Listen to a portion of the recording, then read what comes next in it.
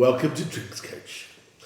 It's one of those kind of damp, spitty rain on the glass roof kind of days. It's a bit grim outside, so we've lit this place up like a Christmas tree. And today, I'm going to be talking about some wines, again sent in by our friends at VIDAwines.co.uk, website that specialises in lots of like unusual, unmined areas of Eastern Europe, Bulgaria, Turkey, Moldova, and also Austria, and picked by two incredibly good buyers, Lisa and Olivier, who are real experts in the industry, and they've got out trying to find wines that are also quite natural and kind to the environment. So we've got 5 wines here, and I thought I'd just, because they're from Austria, we'd do a little Austria show. So let's start off with this. This is Straka Welsh Riesling Rechnitz. There we go. Welsh Riesling. What's Welsh Riesling? Well, Welsh Riesling, I don't know if you know the old English word to Welsh, but to Welsh means to cheat. And Welsh Riesling actually does mean cheat Riesling, or fake Riesling if you like, which is inauspicious to start, but it is what it is. Welsh Riesling is a great variety that was created by crossing other varieties in order to combat bad weather, to combat cold weather, damage to the grapes by things like hail, by having a thicker skin, that sort of thing. So it's actually quite good for growing if you're naturally minded. If you don't use pesticides and herbicides, it's a grape variety that's a little bit tougher than your average. It's been kind of built for battle, really. But also, Welsh Riesling has lots of other names. You've got the name Krašvina, which is Croatian. Pretty popular in Croatia, actually. They actually go for quite a lot of money. Then we've also got Slovenia. It's called Laški Riesling. Laški Riesling was all the rage in the 70s. It was the Queen Mother's favourite wine. And it was one of those things that we drank. We drank like Black Tower, Blue Nun, Hirondelle, and Ljutomer Laški Riesling. Now, we're not drinking anymore, although it actually provides extremely good value for money. So, Laški, Welsh Riesling, Krašvina, and Riesling Italico all are the same thing. Related to Riesling? Not on your Nelly, it's not. But it does have some flavours that are quite similar sometimes. So, let's try this. It's got quite a deep colour.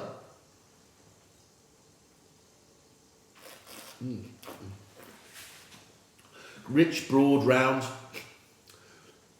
yellow peach, nectarine, that sort of thing. Also on the nose, it's a bit of a cacophony of different things because it's been spontaneously fermented, wild fermented, allowed to kind of just start on its own. There are lots of yeast doing lots of things. If you were to inoculate, that is to start the fermentation using a yeast that you've bought, you get a much purer, cleaner, single-minded result. But then the trade-off is it's quite simple, it's quite plain. It's like listening to one instrument, whereas with a wild ferment, if you get it right, it's the whole orchestra. You get lots of different other things happening, and it gives you much better texture. 2019, this is from the Burgenland. I'm just going to put up a little map for you guys now.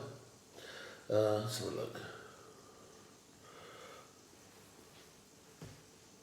Look at that. That's the east part of Austria. Austria comes out like that. Down here's the Tyrol. This is where people are yodeling a lot and drinking schnapps. Up here, you've got Vienna, which is a bit more sophisticated. And down here, we have the coast with Hungary. So, you've got Burgenland in red. You've got the Weinviertel, or the Niederösterreich, in yellow. And together, that's called the Weinland. And then you've got Steiermark down here, which is Styria. This wine comes from it's from the Burgenland, so it's from this area, around here, near this little, I don't know if you can see that, there's a little blue lake called Neuss Idlersee, which one of the wines actually comes from the actual banks of that lake. But there are little places called DACs, and DACs are German for Districtus Austriae Controllatus, which almost sounds like a Mozartian kind of Requiem Mass kind of lyric. But anyway, it's from that area in the centre. Right, good start. About 16 quid that one. Tastes of fine wine. It's got a little bit of naturalness about it, but if you like that sort of thing, it's probably a positive rather than negative. And it's got lots of richness on the palate. It would be very, very nice with roast chicken and a salad or something like that. That would work very well. Or maybe some oily fish like some trout. Can I move on to this? So why was I talking about Mozartian lyrics? Well, this wine is called Faber Kirchel Mario, and Kirchel Directory 508. Kirchel Directory is the K number which is given to every single song that Mozart composed, every single piece of music, which his wife, when he passed away, catalogued and made sure that they were trademarked and could be studied by anybody else. So this is For the Welfare of All Friends, which is the name of a canon which has the key number, the Kegel number of 508. So this wine's actually named after a canon by Mozart, which I think is pretty cool. It's made from Pinot Blanc, one of my favourite grape varieties, also known as Weissburgunder, and Riesling, also known as Riesling, and Gruner Veltliner, which is far and away the most widely planted grape variety in Austria. It's white, it's delicious, and really has a very important place in the world of wine.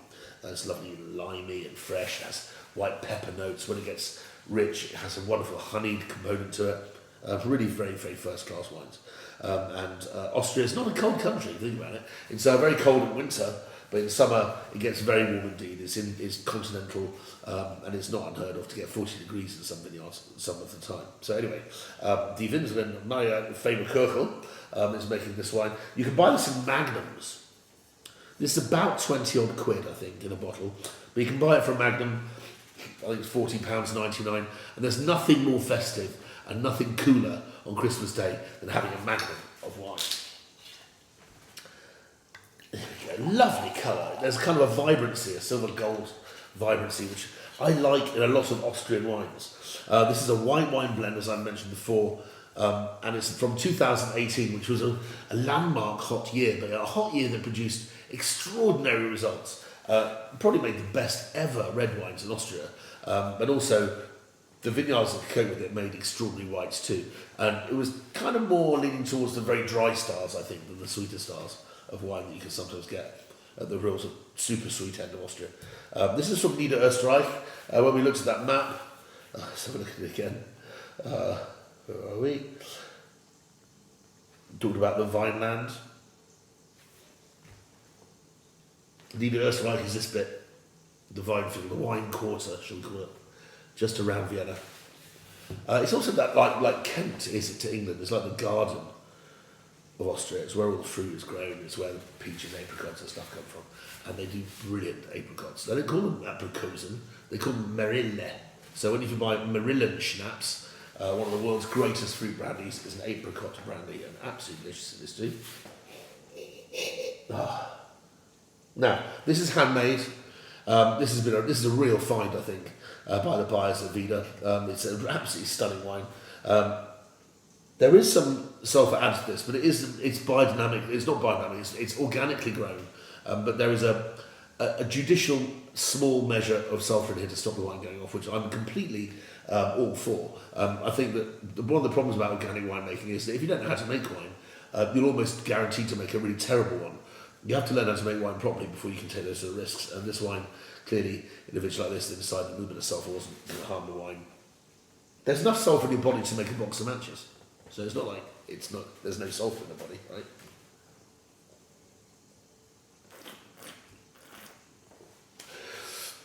It's deliciously tangy, really mouth-watering. I can feel the liquid being squeezed out of my tongue. It's got this lovely taste like apple sherbet or something.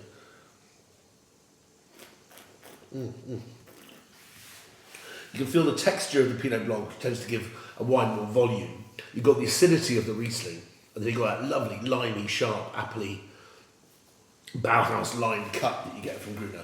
So it's like the best of all three worlds. It's only 12.5% alcohol. You could be excused for thinking it was at least 1.5 degrees warmer than that, higher than that, because it has so much flavour. Fantastic. Right, moving on.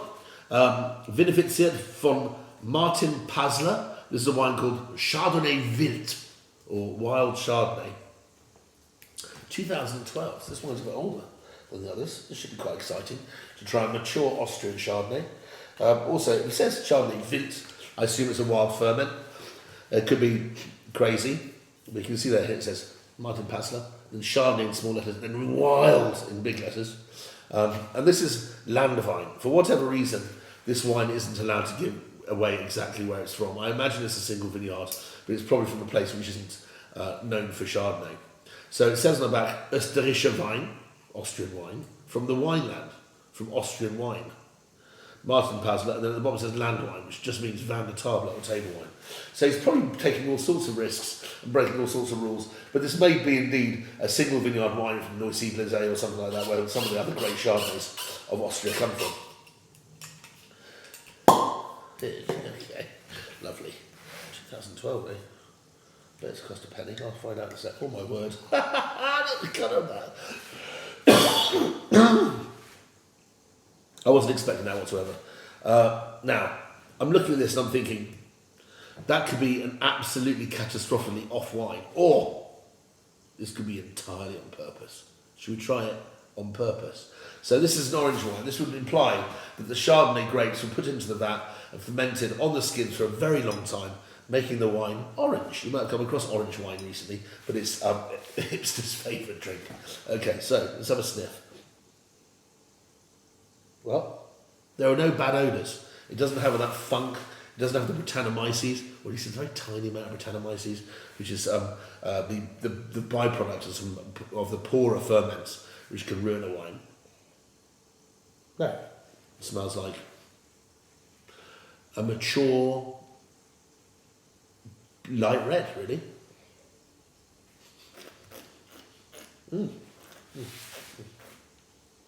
Wow. Remarkable texture. I mean, really. This wine says it contains sulfites, so it has been carefully nurtured. It has the most extraordinary soft, suede-y texture. It's kind of like the fuzz on a peach, I guess. And although it looks like it's off, it doesn't taste like it's off at all. So, there you are, an absolute surprise to me. Wasn't expecting to see that wine come out that colour. It's 15.5 quid. This isn't crazy money. If you wanted to buy a natural wine or an orange wine from England, it will be at least that price, probably more. So this guy's gone to a lot of trouble. 2012 was a nice vintage for white wine, so I remember that. And I find myself going back to it. So this is about as extreme an orange and natural wine as you're going to get, but fully successful. 13.5% alcohol, so it's got a great mouthfeel around it. I suppose it shows you the risk that some Austrians are prepared to take to stand out, but that is a surprisingly delicious glass of wine. And it's bright amber in colour. Right, moving on to the next one. This is made by Johannes. Johannes Trapel. These wines are from, I think, Neusiedl, which is by the sea of Neusiedl, Neusiedler See. So on the border, kind of Hungary. Let's have a look at this wine. It says on the back quite clearly, this wine is credited by an association called Demeter. And Demeter is the ultimate in organic accreditation. So this wine, I expect, is in fact biodynamic. What I love about this is what it says around the bottle. This wine contains no sulphur. In fact, it says here, no nonsense, no added nonsense in the label. No, just fantastic. Handcrafted, low intervention. And it's made from a great variety which I adore, which is Zweigelt. Zweigelt is a cross between the two other varieties you tend to drink in Austria. So you've got Blaufränkisch, also known as Lemberger, also known as Keck Frankosch in Hungary.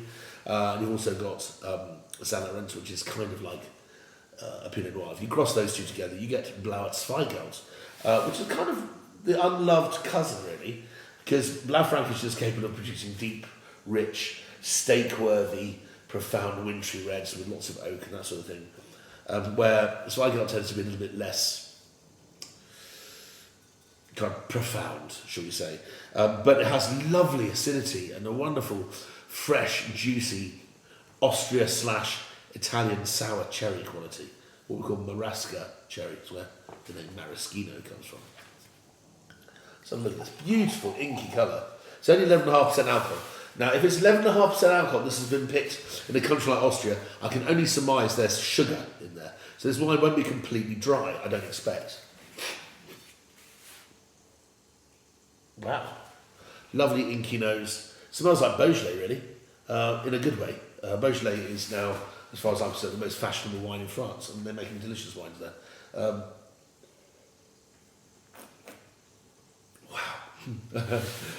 It is exactly those things I said.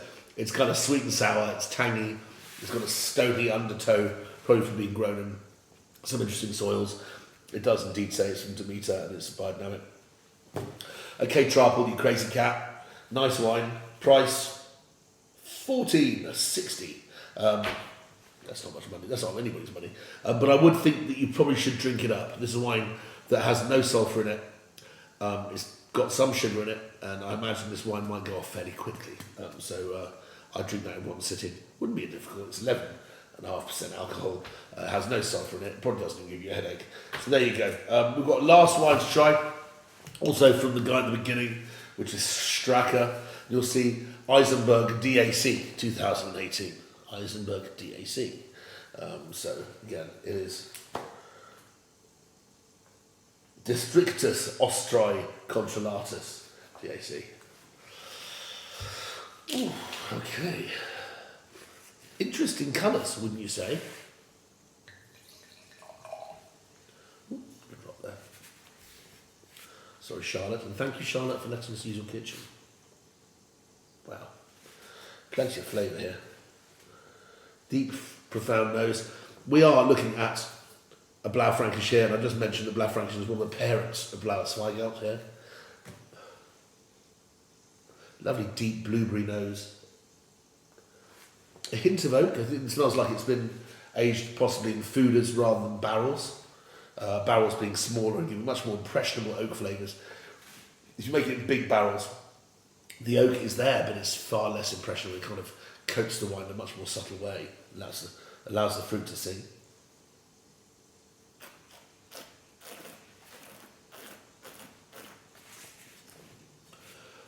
It's got a little bit of volatility. VA, that's sort of like a sort of artifact of wild ferments again, which gives it a kind of slightly vinegary tang, a balsamic tang. I think balsamic sounds much more attractive. But, you know, it's got a lovely sweet and sour about it. So there we have it. A range of very unusual wines, expertly sourced by the unusual team at vidawines.co.uk. We have Welsh Riesling Reichenitz 2019, lovely and peachy, concentrated, lovely acidity, and really as good as this grape variety probably ever gets. Then we've got this white blend, Pinot Blanc Riesling Gruner, which really took me by surprise. Absolutely stunning wine. It does exactly what it says in the tin and more. Then this crazy cat, Martin Passler. I wasn't expecting to see such an orange wine steak, but wow.